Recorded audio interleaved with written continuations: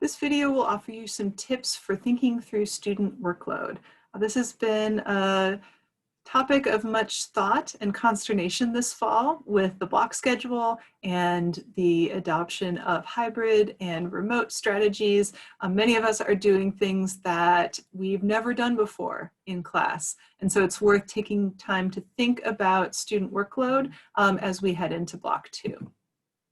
So this video is going to cover 3 topics: calculating workload, how much do you want students to be doing, and how much will they actually be doing given the way that you've set up the course, the importance of communicating your workload to students, and also how you might go about adjusting workload if things turn out differently than you expected.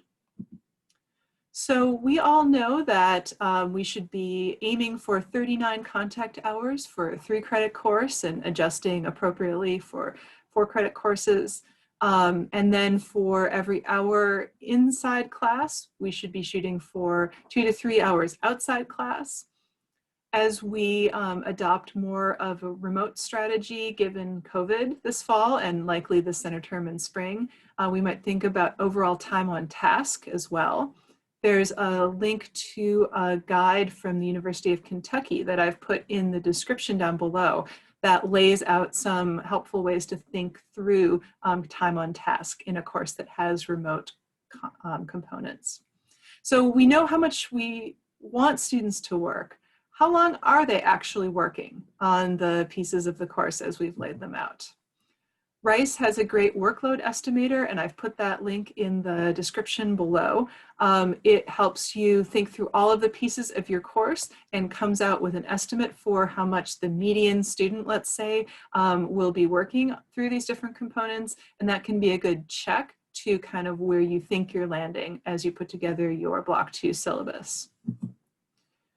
Many people have explored flipped classes as a way to move some content into an asynchronous mode that students might do before class to preserve that in-person experience, whether that in-person synchronous experience is over Zoom or in a classroom or some combination, to preserve that time together for interaction and discussion and active learning.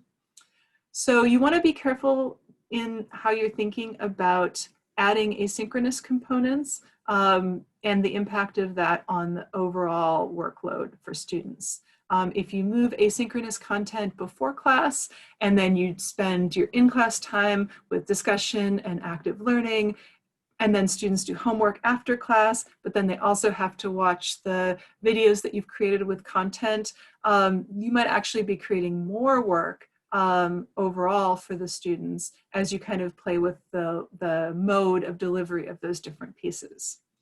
One example that I've heard from students is that video micro lectures actually take students longer to watch and assimilate than the number of minutes in the video, right? So if you think about a nice short 7-minute video where you are showing students how to work a problem, maybe you have the graph on a slide and you kind of click, and this is what you come up with, and then you click to the next one.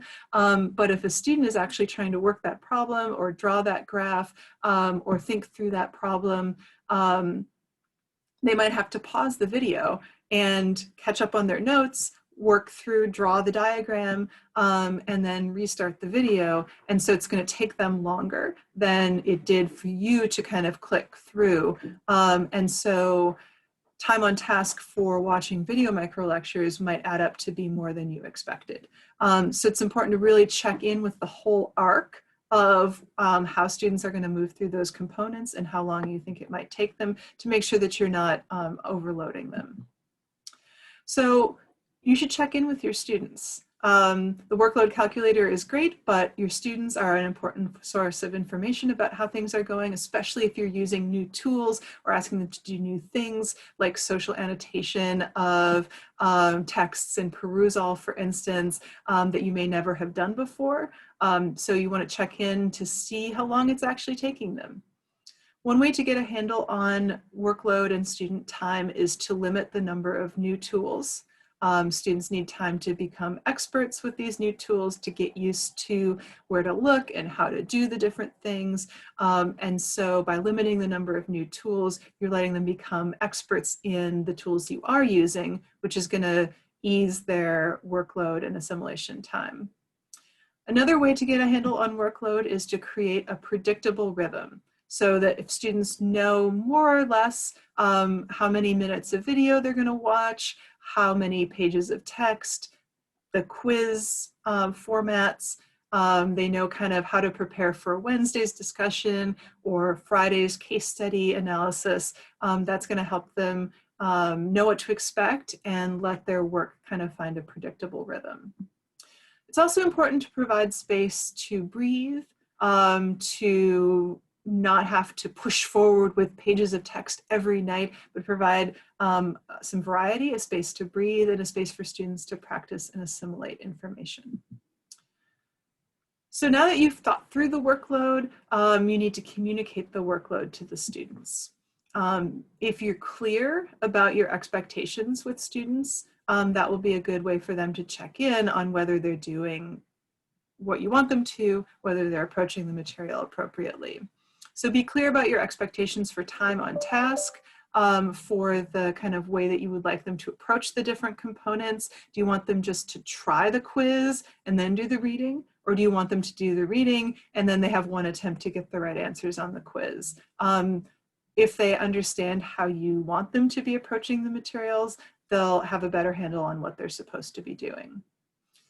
You also need to create ways for students to provide feedback to see if those expectations are actually working out in their lived experience. Students sometimes mention that they feel intimidated just providing feedback out of the blue, or when a professor says, please check in and let me know how you're doing. Even though that sounds to us like we are really being open and welcoming of their feedback, they might feel a little intimidated. And so finding ways for them to give structured feedback and anonymous feedback can be really liberating for them to feel like they can share their concerns. So midpoint evaluations, reflective writing, you can ask them to change their name to anonymous in Zoom and write a check-in or feedback in the chat. And then as a group, you can discuss that feedback without necessarily knowing who's saying what. I'm always happy to do a small group instructional diagnosis where I do a little bit of class observation and then the instructor leaves. I have students think through what's working and what's not, and then we have a discussion about what is helping them learn, what the instructor could do to help them learn, and what they could do to improve their learning in the class. And then I can share that feedback, that synthesis with you, and we can think through maybe there's something that's not working. Another way to collect feedback is to empower a couple of students as class representatives. So other students can bring issues to them, and then their job is to report to you. And that can create a great line of communication between you and your class. Students feel empowered to learn when they have agency and they have a voice in the learning process. And so collecting feedback can not only help you adjust workload, but just help students feel that they have a voice in the class. So once you've collected feedback, maybe you need to adjust the workload. It's really essential to either act on the feedback or explain why not.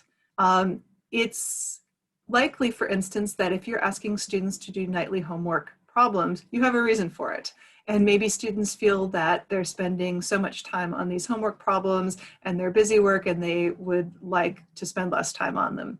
They give you that feedback.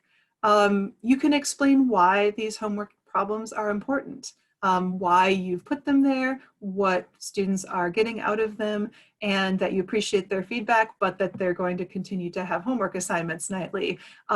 What's really important is not to ask for feedback and then just totally never respond, never bring it up, and students wonder why they bothered.